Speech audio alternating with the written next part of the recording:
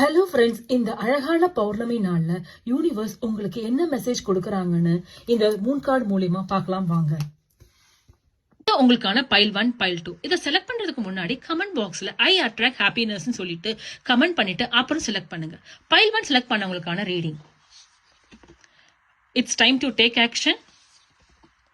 Adjustment are required.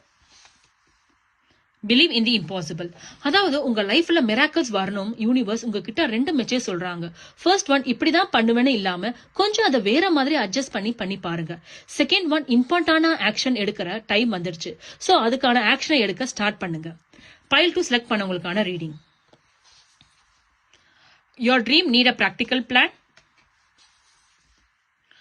Expect a powerful change.